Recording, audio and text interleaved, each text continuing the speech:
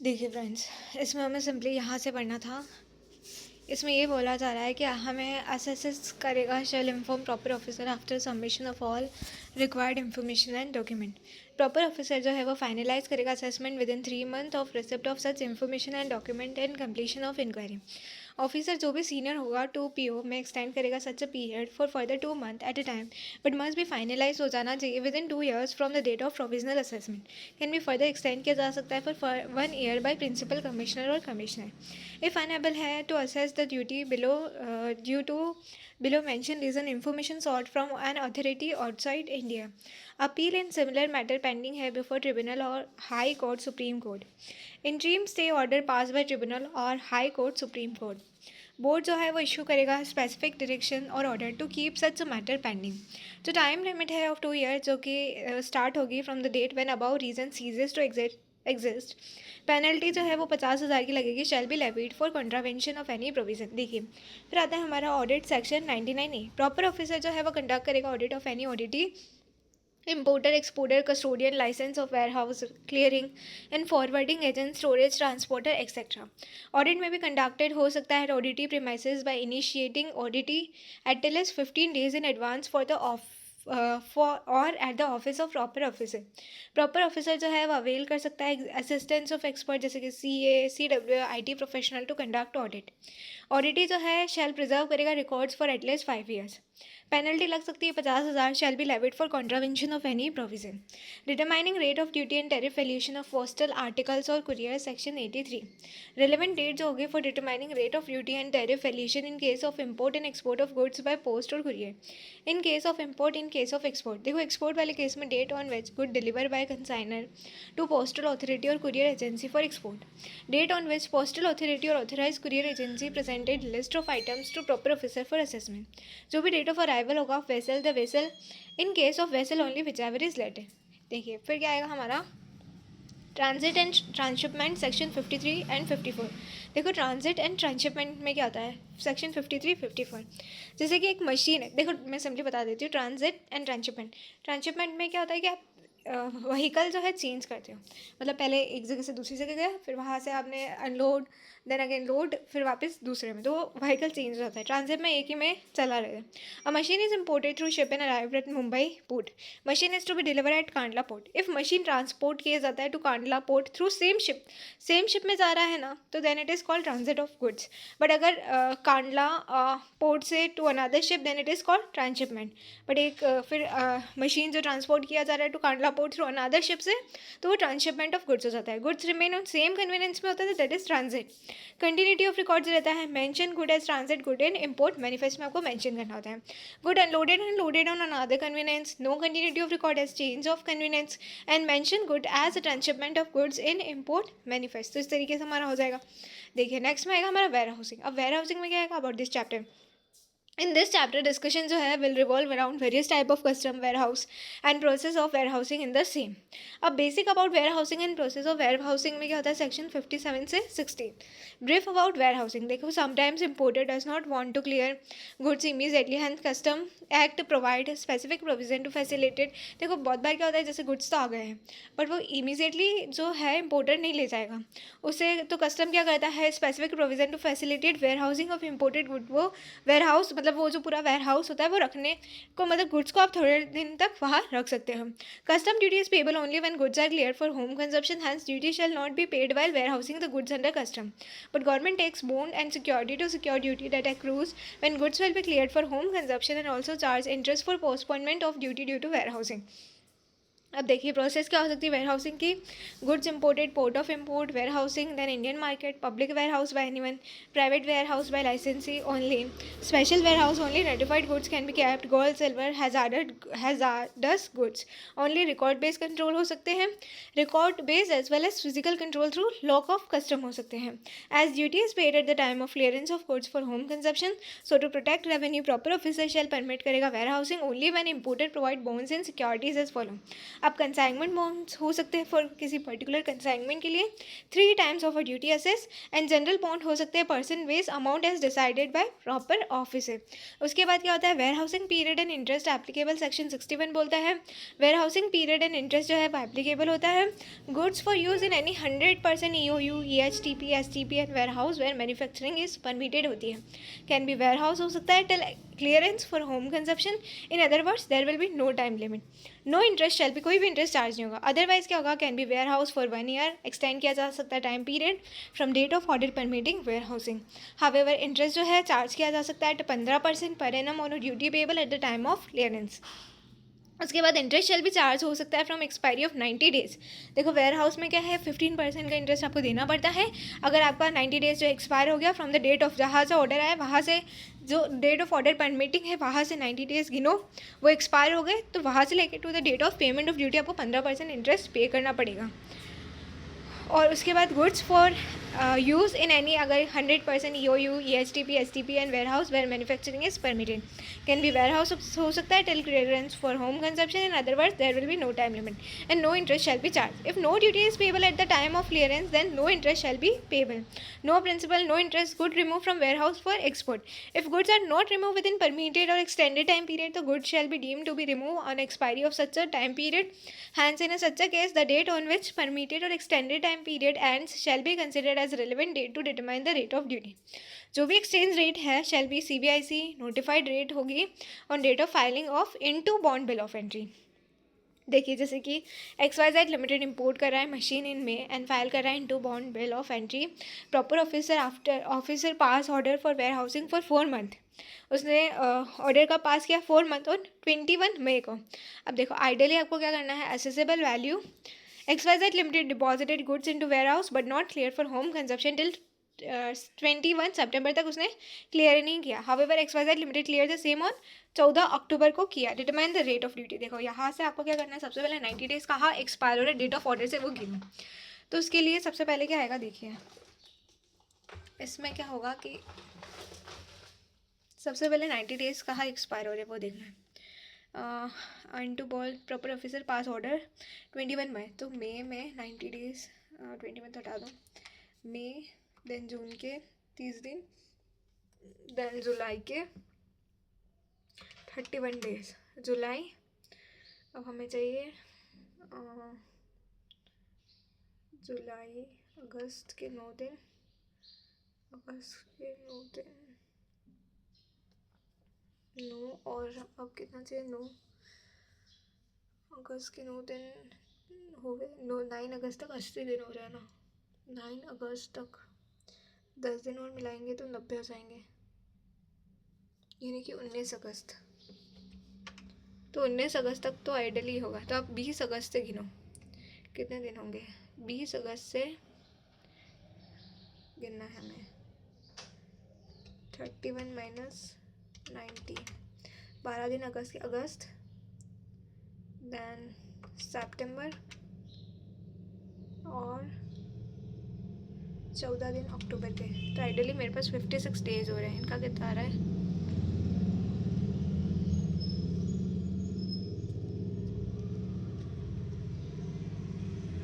देखिए इनका भी 56 डेज आ रहा है। ठीक है, तो पहले तो आपको ड्यूटी तो कंप्यूट कर लेना आप खुद से, उसके बाद 56 डेज जो है उस पर हमें इंटरेस्ट पे करना पड़ेगा। तो इस तरीके से हमारा आ जाता है।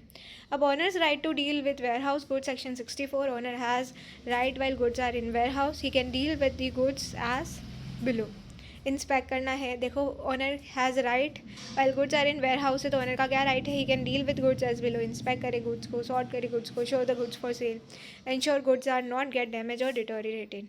Improper removal of goods from warehouse section 71 and 72, goods जो भी रिमूव हो जाते हैं except for clearance for home consumption, export और transfer to another warehouse, goods not remove within time period permitted for warehousing, goods which are not clear for home consumption और not exported और not accounted to the satisfaction of proper officer. In such a cases, proper officer may demand duty along with interest and penalty in respect of such goods. A manufacturing operation carried out in goods in a warehouse section 65 to 66. Importer जो है perform कर सकता है manufacturing operation on warehouse goods in a private and special warehouse. जो भी output clear होगा for home consumption quantity of imported good and waste generated during the process in respect of output cleared for home consumption. Quantity of imported goods contained in waste is liable to duty. जो भी हमारा output exported होगा, quantity of imported good and waste generated during the process in respect of output exported. Otherwise if अगर waste destroy हो जाता है तो there will be no import duty. उसके बाद हम बोलते हैं Ram limited has imported the rubber from Brazil and manufacture the tyre from such rubber in the custom warehouse. Detail for the same are is given. Quantity of rubber imported, use in manufacturing, quantity of other input use in manufacturing, total tyre produce, weight पर tyre, ये सारा आ गया. Tyre clear for home consumption. Tire exported, determine the quantity of imported goods in the waste generated during the manufacturing warehouse which is liable to duty. Total waste कितना है 1710, इसमें से 1650 कैसा है 100 टायर का वेट पर टायर. फिर waste in respect of कितना वेस्ट इसमें हमें गिवन था. Total quantity tyre cleared for home consumption, tyre exported, this will be waste in respect of tire cleared for home consumption 60 kg. तो ऊपर से आया एंड प्रोपोर्शनेट किया हमने 25 kg. एक तो वो था tyre clear for home consumption. Imported rubber contain in waste in respect of tyre clear for home consumption. Import duty is also payable on 13.2 kg of imported rubber contain in waste. Waste in respect of tyre exported. Imported rubber contained in waste in respect of tire exported. No import duty is payable on 39.6 kg of imported rubber contained in waste if whole 45 kg of waste is destroyed by RAM Limited. Import duty is payable on 39.6 kg of imported rubber contained in waste if waste is not destroyed. उसके बाद आ जाता है हमारा next chapter. देखो इसको हम फिर से फर्दर रिकैप करेंगे कभी. अभी हम पढ़ते हैं एक बार रिफंड अंडर कस्टम. देखिए रिफंड अंडर कस्टम में क्या about this chapter. In this chapter discussion will revolve around the refund of duty under custom and interest thereon. Basic of refund under custom क्या है. Application for refund of duty shall be made within 1 year from the relevant date. Claim made by the importer exporter, date of payment of duty. Claim by another person from whom duty is collected, date of purchase of goods. Refund due to exemption by special order, date of issue of such order. Refund due to judgment order direction, date of such judgment order direction. Refund due to provisional payment of duty, date of final assessment. Time limit of 1 year to claim refund is not applicable in case of refund of duty paid under protest, pre-deposit, refund of any amount paid to government by mistake, duty paid twice. Minimum refund amount must be ₹100 or more, उससे ज़्यादा होना चाहिए. Okay 100 का refund मिलता नहीं है. Application for refund must be accompanied with documentary evidence, invoice etc. to establish that the duty is paid by applicant and evidence that incidence of duty has not been passed on to any other person. Refund of duty if goods found defective or not as per specification, section 26A. If goods found defective or not as per specification, importer may within 30 days, extendable by 3 months from the date of order for home consumption, export कीजिए the goods को, relinquish कीजिए title of goods को, destroy कीजिए, make कीजिए goods commercially valueless. In such cases, importer shall apply for refund within 6 months from relevant date. Date of late export order, date of relinquishment, date of destruction. Condition to be fulfilled for obtaining refund in above case. जो भी goods है should not be worked upon or repaired or used after import. Good identified by proper officer as imported goods.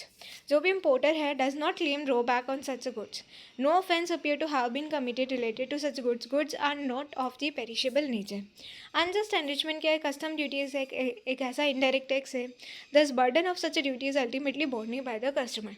तो generally क्या होता है, it is assume किया जाता है that the burden of duty has been passed on to the consumer. Hence refund of duty shall not be paid to the applicant but will be credited to consumer welfare fund.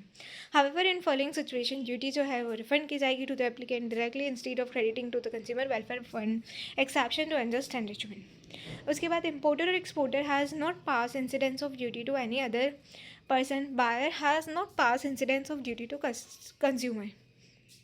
Importer made by an individual for his personal use. Refund of export duty on return of goods. फिर हम बोलते हैं कि amount of duty drawback under section 74 and 75, जो भी excess duty pay हो की जाएगी by importer before order for clearance for home consumption वैसे excess duty is evident from bill of entry. Special point क्या है, ड्यूटी पेड, जो भी ड्यूटी पे की जाती है on capital goods also form part of goods manufacturing cost, hence duty burden is pass to the buyer indirectly, so unjust enrichment provision is also applicable on capital goods. Just because price of product is same before and after levy of duty on imported goods does not lead to conclusion that burden has not been passed on to the consumer. Refund cannot be used as substitute for appeal or use or backdoor for appeal against any order. फिर आता है हमारा interest on delayed refund section 27A।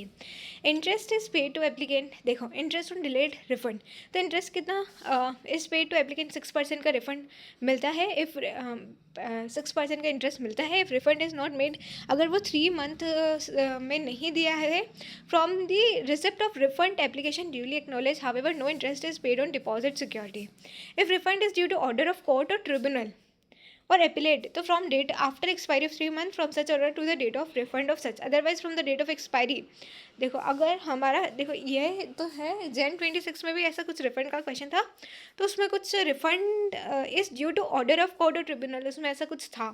तो अगर जो refund है is due to order of court और tribunal और एपिलेट अथॉरिटी की वजह से है, तो बाकी यूजुअली क्या होता है कि जो डेट ऑफ रिफंड मतलब रिफंड का जो इंटरेस्ट मिलता है date after expiry of 3 month from the application, expiry of 3 month from the application to till the date of refund of such duty, वो मिलता है। बट हमारा जो केस बन जाता है रिफंड इज ड्यू टू, अगर ऑर्डर ऑफ कोर्ट और ट्रिब्यूनल है तो from the date of expiry of 3 month from such order, तो फिर वो 3 मंथ सच ऑर्डर से हो जाएगा to the date of refund of duty. इसमें एक Jan 26 में ये पूरा एक रिफंड का क्वेश्चन था, वन कैन ईजिली कन्फ्यूज हो सकता है अगर ये इतनी बेसिक और छोटी सी चीज़ अगर स्किप हो गई हो तो फिर वो प्रोबेबली क्वेश्चन गलत भी जा सकता है आपका। Classification of imported and export goods, देखिए about this chapter, in this chapter discussion will revolve around the proforma of the custom tariff and rule of interpretation of for reading custom tariff. देखिए custom tariff act क्या है, BCD shall be levy किया जाता है on import and export as defined in custom tariff act as below first schedule second schedule. Rate of duty on imported goods क्या है, rate of duty on exported goods है। Custom tariff act is based होता है on international harmonize system of nomenclature HSN। First schedule of custom tariff act provide करता है list of various goods with rate of duty जो भी applicable है on each good as follow. तो first schedule comprise में क्या है, section 21, just a moment.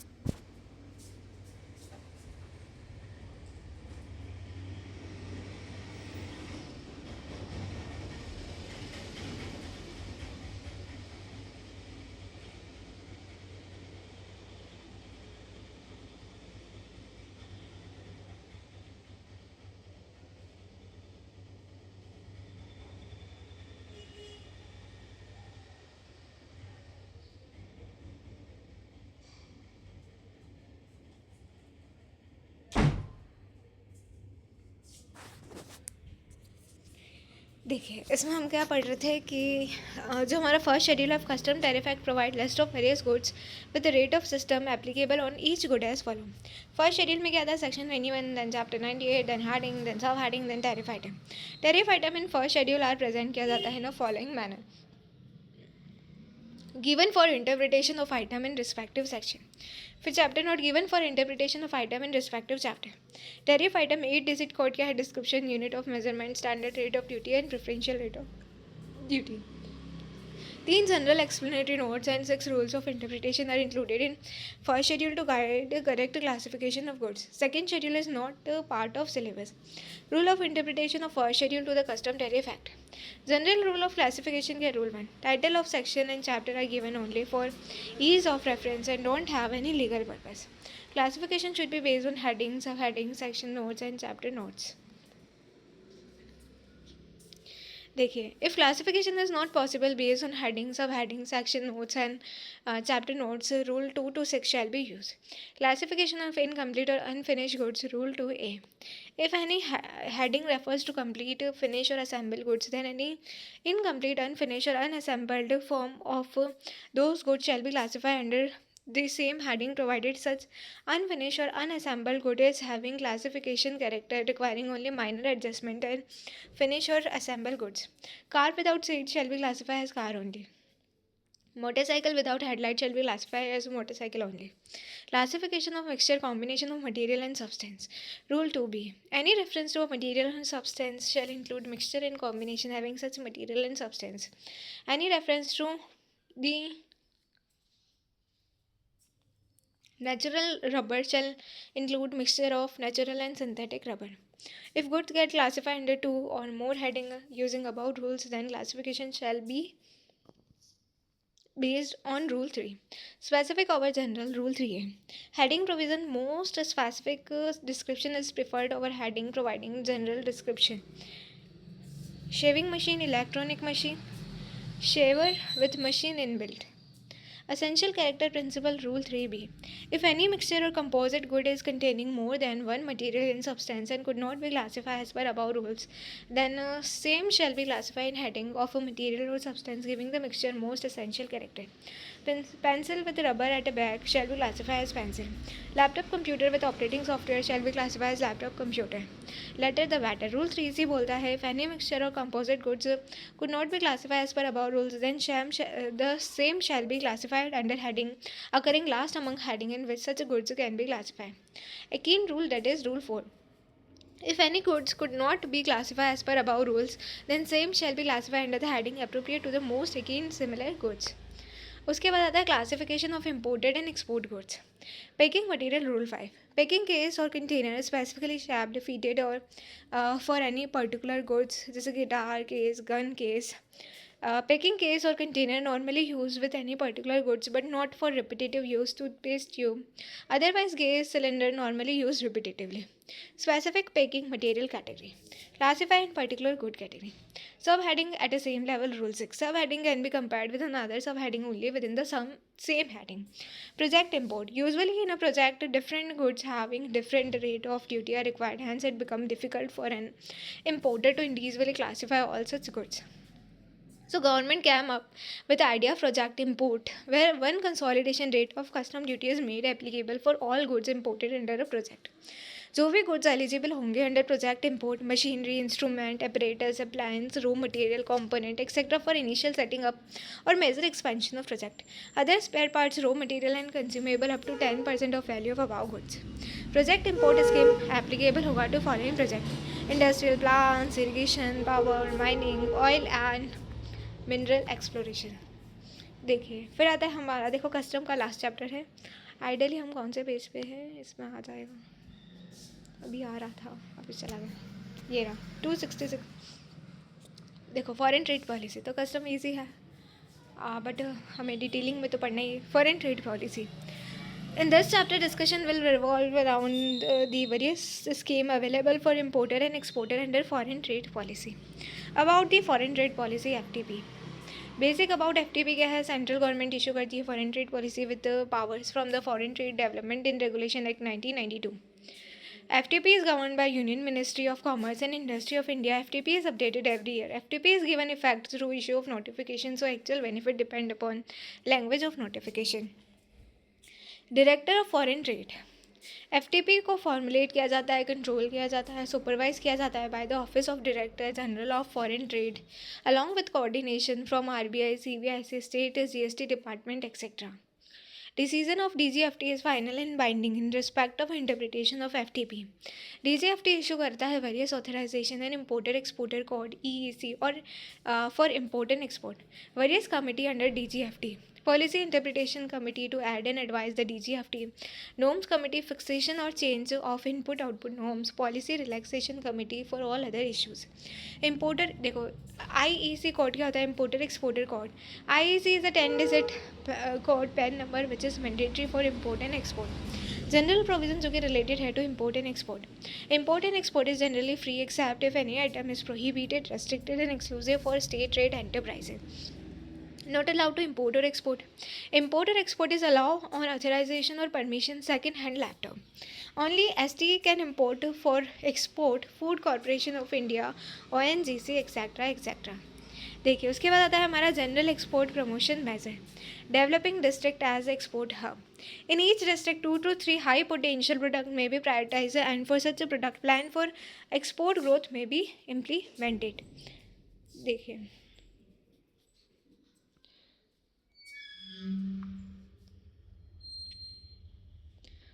Just wait for moment. देखिए, फर्दर हम डिस्कस कर रहे हैं general export promotion measure, developing district as export hubs. In each district 2 to 3 high potential product में भी प्रायोरिटाइज किए जाते हैं, and for such a product plan for export growth में भी इम्प्लीमेंट किए जाएंगे। Various benefit will be given to promote the export of such product from such district, जो कि हेल्प करेगा in production, marketing and exportation etcetera. Status holders क्या होते हैं? जितने भी एक्सपोर्टर्स होते हैं जिनके पास IEC import export code numbers होते हैं, वो एलिजिबल होते हैं status based on export performance in current and preceding 3 financial. Category of status holder क्या होता है? 1 star export house, 2 star export house, 3 star, 4 star and 5 star. Minimum export performance in USD million. FOB value of export earning कितना होता है? 3, 15, 50, 200 और 800। Here exporter performance also covers the supply in form of deemed export. In case of deemed export, INR value of export performance को convert किया जाता है USD में using exchange rate on 1st April of each financial year. Unit in North Eastern State, Jammu and Kashmir, Ladakh, Sikkim or MSME or unit having ISO BIS certification shall be given double weightage for calculating status of 1-star export house. Such a status granted to any exporter is not transferable. Benefit और जो भी privileges होते हैं of being a status holder. 2 star and above status holder को permit किया जाता है कि वो सेटअप करे export warehouse, authorisation and custom clearance for both import and export on self declaration basis. जो भी इनपुट आउटपुट नॉर्म्स होते हैं उसे फिक्स किया जाता है within 60 days by norms committee. Status holders are entitled to preferential treatment and a priority handling of consignment exemption from bank guarantee requirement. उसके बाद एक्सपोर्ट प्रमोशन स्कीम में क्या होता है कि duty free exemption scheme for import raw material, duty remission scheme for input raw material and other duty benefit scheme.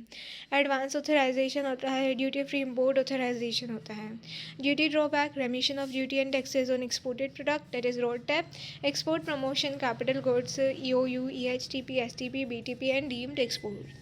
Advance authorisation में क्या होता है? What is advance authorisation? Facility to import import use किया जाता है manufacturing of export product, physical export, deemed export as well as supply to SEZ without payment of duty.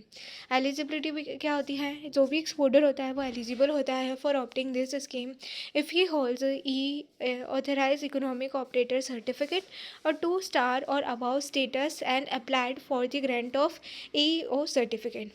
Item जो कि eligible होते हैं for import under this scheme में following inputs जो है कैन बी इम्पोर्टेड हो सकते हैं under advance authorisation. Input physically use in manufacture of export product, oil, fuel, catalyst consume in production of export product, mandatory spares up to 10% of CIF value. Duties जो है exempted होती है basic custom duty and additional custom duty, IGST and compensation cess, countervailing duty, anti dumping duty and safeguard duty. Basis of advance authorisation क्या? Advance authorisation को issue किया जाता है on a basis of SI on standard input and output norms, self declaration and norms जो भी establish किए गए हैं बाय नॉर्म्स कमिटी। जो हमारा स्टैंडर्ड इनपुट आउटपुट नॉर्म्स होता है उसका मतलब होता है standard quality of inputs required to produce the output. मेरा हाँ, थैंक यू। उसके बाद हम बोलते हैं कंडीशन क्या होगा for availing advance authorisation scheme. तो what will be the condition for availing advance authorisation scheme? Pre import condition.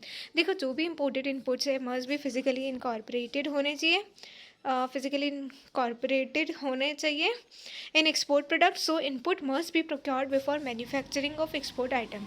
Actual user condition it means कि जो भी import goods imported against advance authorization can not be transfer even after completion of export obligation.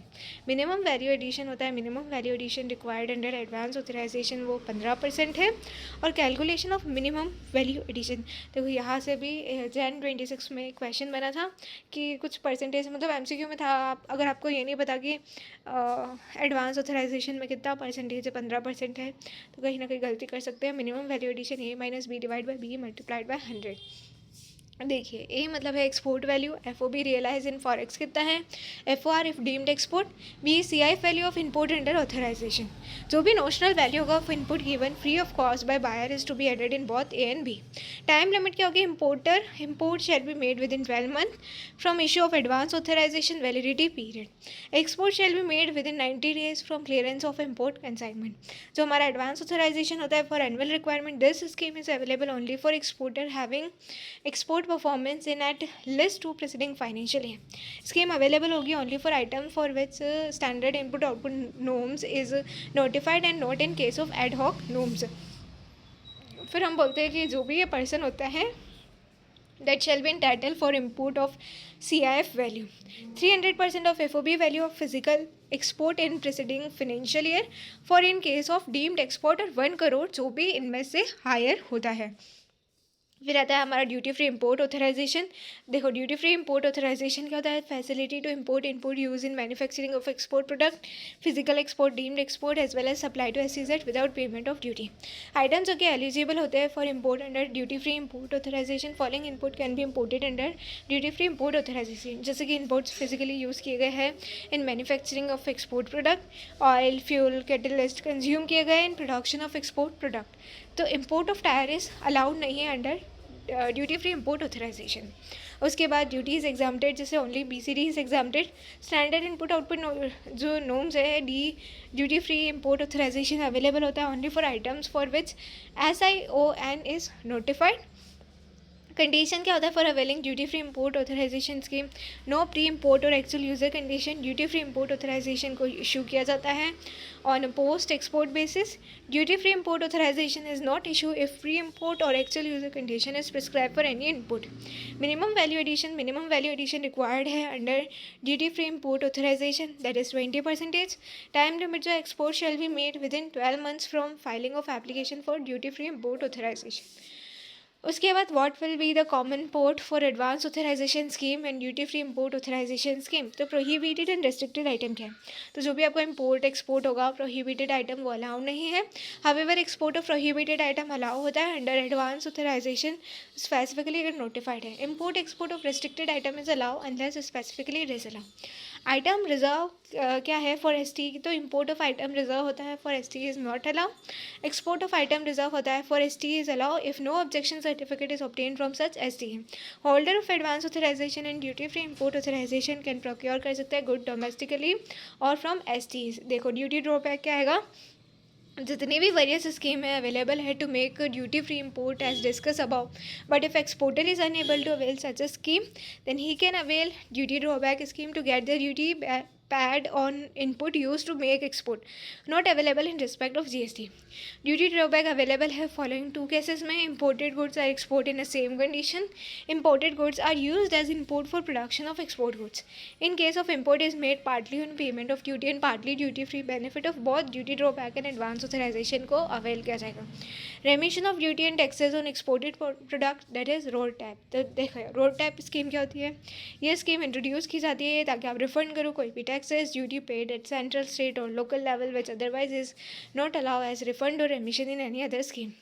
Rebate दी जाएगी इन form of freely transferable e script जिसे use किया जाता है to pay only BCD। Rebate shall be grant की जाएगी as a fix percentage of FOB with the value cap per unit. Non availability of RoDTEP scheme क्या होता है, देखो रोड टैप स्कीम जो है इज़ नॉट अलाउड नहीं है डीम्ड एक्सपोर्ट और supply by DTA to SEZ units पर।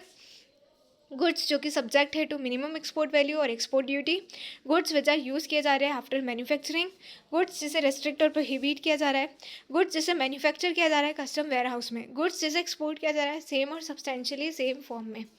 तो दिस वे उसके बाद आता है हमारा export promotion capital goods scheme. EPCG क्या होता है, देखो EPCG स्कीम जो होती है दिस स्कीम परमिट करती है एक्सपोर्टर कि वो इंपोर्ट करे capital goods on a payment of zero custom duty और प्रोक्योर करे indigenously without paying duty and such a good shall also भी एग्जाम किया जाएगा from IGST and GST compensation cess.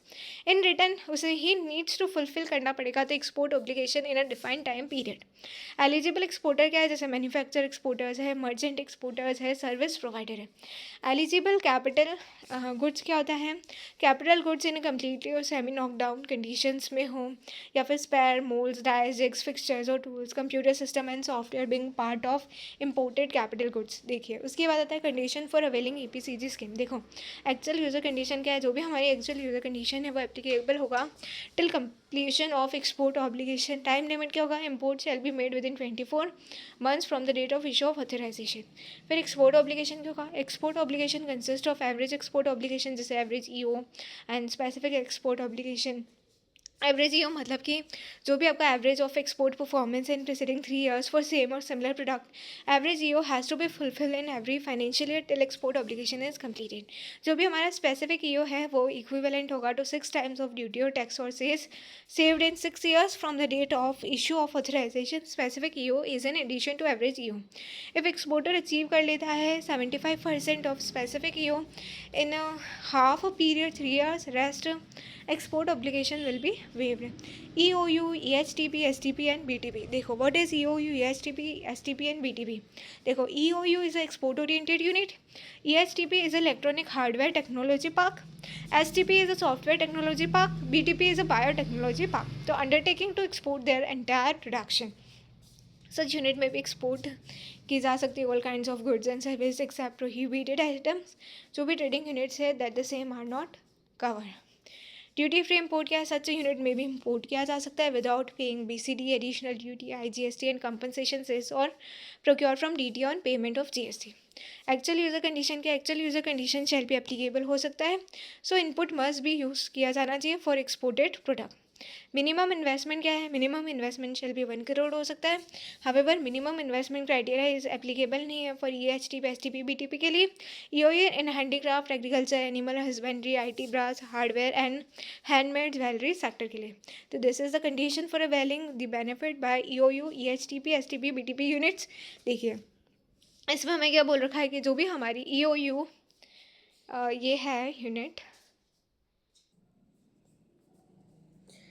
देखिए इसमें हम क्या पढ़ रहे थे? Condition for availing benefit by EOU, EHTP, STP and BTP units. Net foreign exchange earnings क्या है? Such unit shall be net foreign exchange earner हो सकता है। Net foreign exchange earning shall be calculated cumulatively in block of 5 years. Unable to utilize import input goods. If EOU, EHTP, STP, BTP is unable to utilize the imported goods, it may transfer कर सकता है to unit to another unit on a payment of GST. Destroy कर सकता है within unit with custom permission. Dispose of कर सकता है in DTA on a payment of duty. And export कर सकता है such imported goods. Exit from scheme if such unit may exit from scheme on a payment of applicable tax and penalty if obligation are not met. Then आता है हमारा deemed export. Cases of deemed export क्या है? Goods manufacture in India shall be consider किया जाएगा as a deemed export even goods have not left India in following cases: supply of goods against advance authorization or DFIA, supply of capital goods against EPCG authorization, supply to unit located in EOU, EHTP, STP, BTP, या फिर supply किया जा रहा है to mega power project और project notified by department of economic affairs, supply किया जा रहा है टू न्यूक्लियर प्रोजेक्ट, सप्लाई किया जा रहा है टू UN और international organisation for their official use. Proceeds from deemed export क्या है? प्रोसीड ऑफ सच सप्लाई में भी रिसीव हो सकता है इन INR और फॉरेन एक्सचेंज में। देखिए उसके बाद बेनिफिट्स क्या है ऑफ डीम्ड एक्सपोर्ट? एलिजिबल है for advance authorisation and duty free import authorization. Drawback available है on input use in deemed export. Refund of terminal excise duty. Various miscellaneous provision क्या है? सैम्पल्स क्या होता है? Duty free import of sample allow किया जाता है to 3 lakh without any authorization. However authorization is required for defence और security item, vegetable, seeds, बीज and new drugs. Export of sample of freely importable items is allow है without any limit. Import of goods through post or courier prohibited है। However, Rakhi and life-saving medicine can be imported on payment of duty. Export of good allow है up to 5 lakh in a financial year except restricted goods. Waste or scrap. Imported metallic waste or scrap should not contain hazardous, toxic, radioactive waste, etc. Any waste or scrap generated during manufacturing by sales may be cleared in DTA without authorization or payment of duty. Merchant exporter, third-party exporter, export document, shipping bill of export contain name of both merchant exporter and original manufacturer. जो भी हमारा बिहार से export order है and वो should be in the name of merchant exporter. देखो import of second hand goods कैसे होता है? Capital goods, restricted DG set, desktop computer है, रिफर्बिश पार्ट्स ऑफ लैपटॉप है, जो भी यूज़ हो रहा है IT एसेट से इम्पोर्टेड फ्रॉम SEZ और notified electronic and IT goods, freely importable है, refurbish spares of capital goods जिसमें 80% रेजिडुअल लाइफ है, सेकेंड हैंड गुड्स होते हैं than restricted, other than capital goods freely importable है, इम्पोर्टेड है for repair, refurbishing, reconditioning, restricted remaining goods. उसके बाद आता है हमारा export procedures, for all applicable cases export benefit shall be available है इवन इफ ये contract and invoices are issue in INR provided the consideration has been receive in convertible forex. If exporter fail to realize proceed in forex within time limit given by RBI, then all benefit or all incentive have to be returned to the extent of known realization. उसके बाद बोला जाता है following trade जो भी हमारे facilitation measures है provide किए जाएंगे under FTP. Free passes will be provided to export consignment and export related stock shall not be seized. Single window to facilitate export of perishable agriculture produce.